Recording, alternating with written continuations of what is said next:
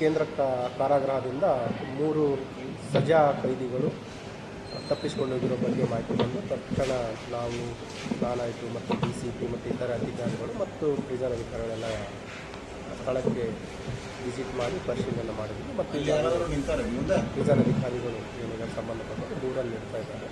ಆ ದೂರಿನ ಮೇರೆಗೆ ಪ್ರಕರಣ ಮಾಡಿಕೊಂಡು ಏನು ತಪ್ಪಿಸಿಕೊಂಡೋಗಿದ್ದಾರೆ ಸಜಾ ಕೈದಿಗಳು ಅವರನ್ನು ಪತ್ತೆ ಮಾಡಲಿಕ್ಕೆ ನಾವು 3 ವಿಶೇಷ ತಂಡಗಳನ್ನು ಮಾಡಿದ್ವಿ. ಅದರ ಮೇಲೆ ಅವರನ್ನು ಬಂಧಿಸ್ತೀವಿ. ಬೇಸಿಕಲಿ ಇವರೆಲ್ಲ ಏನಿದ್ದಾರೆ 3 ಜನ ಆರೋಪಿಗಳು ಮೂಲತಃ ಬೀದರ್ ಜಿಲ್ಲೆಯವರಿದ್ದಾರೆ ಮತ್ತು 3 ಜನರಿಗೆ ಸಜೆ ಆಗಿದೆ. 2 ಜನ ಆರೋಪಿಗಳಿಗೆ ಲೈಫ್ ಸೆಂಟೆನ್ಸ್ ಆಗಿದೆ ಕೊಲೆ ಪ್ರಕರಣದಲ್ಲಿ ಮತ್ತು ಇನ್ನೊಬ್ಬ ಆರೋಪಿಗೆ 20 ವರ್ಷ ರಿಗ್ರೆಸ್ ಇಂಪ್ರಿಸನ್ಮೆಂಟ್ ಒಂದು ಪೋಕ್ಸೋ ಕೇಸಲ್ಲಿ ಸಜೆ ಆಗಿರುವಂಥದ್ದು.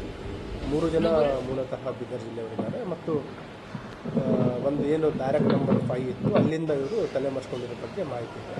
ಹೆಚ್ಚಿನ ಒಂದು ತನಿಖೆ ಈಗಾಗಲೇ ನಡೀತಾ ಇದೆ. ಸ್ಥಳಕ್ಕೆ ನಾವು ಸೋಕೋ ಟೀಮ್ ಅವರಿಗೆ ಕೂಡ ಕರೆಯಿಸಿ ಏನು ಸ್ಥಳ ಇದೆ ಅದನ್ನು ವೈಜ್ಞಾನಿಕವಾಗಿ ಪರಿಶೀಲನೆ ಕೂಡ ಮಾಡ್ತಾ ಇದ್ದೀವಿ.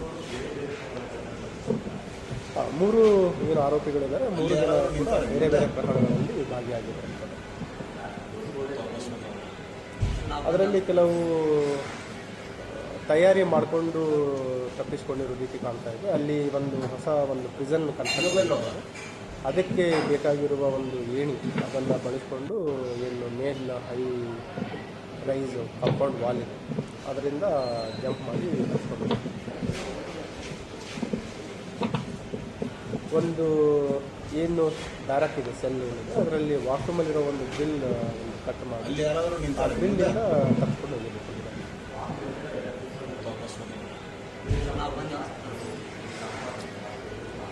ಈಗ ಅದ್ರ ಬಗ್ಗೆನೂ ಚೆಕ್ ಮಾಡ್ತಾ ಇದ್ದೀವಿ. ಅದರಲ್ಲಿ ಏನಾಗಿದೆ ಕೆಲವು ಸಿಬ್ಬಂದಿಯವರು ಅಧಿಕಾರಿಗಳು ಇರ್ಬೋದು. ಹಾಗಾಗಿ ಸೀನಿಯರ್ ಪ್ರಿಸನ್ ಅಧಿಕಾರಿಗಳು ಕೂಡ ಅಲ್ಲಿ ಸ್ಥಳಕ್ಕೆ ಬಂದು ಪರಿಶೀಲನೆ ಮಾಡ್ತಾ ಇದ್ದಾರೆ.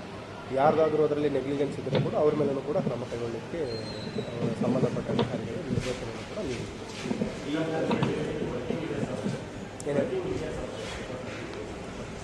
ನಿನ್ನೆ ಇನ್ಸಿಡೆಂಟ್ ಆದ ಮೋಸ್ಟ್ಲಿ ವರ್ಕಿಂಗ್ ಇರಲಿಲ್ಲ. ಅಲ್ಲಿ ಯಾರಾದರೂ ನಿಂತಾರೆ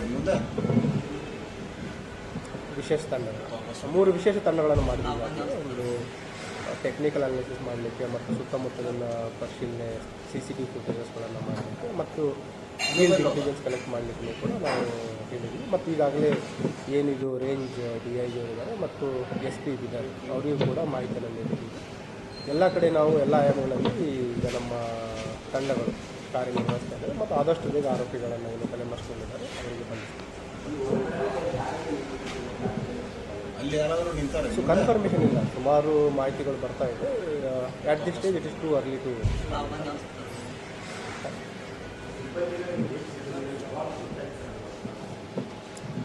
ಎಕ್ಸಾಕ್ಟ್ ಟೈಮ್ಲೈನ್ ಇದು ಬರಲ್ಲ. It has to be enquired. ಅದನ್ನು ಪ್ರಿಲಿಮಿನರಿ ಎನ್ಕ್ವೈರಿ ಮಾಡ್ತಾರೆ. ಪ್ರಿಸನ್ ಅಥಾರಿಟಿಗಳು ಕೂಡ ಬರ್ತಾ ಇದ್ದಾರೆ, ಸೀನಿಯರ್ ಆಫೀಸರ್ ಬರ್ತಾ ಇದ್ದಾರೆ. ಅವರು ಕೂಡ ಪರಿಶೀಲನೆ ಮಾಡಿ ಒಂದು ವೇಳೆ ಯಾರ್ಯಾರ್ದು ನೆಗ್ಲಿಜೆನ್ಸ್ ಇದೆ ಅವ್ರ ಮೇಲೂ ಕೂಡ ಕ್ರಮ ಕೈಗೊಳ್ಳುವ ಒಂದು ಸಾಧ್ಯತೆ ಇದೆ.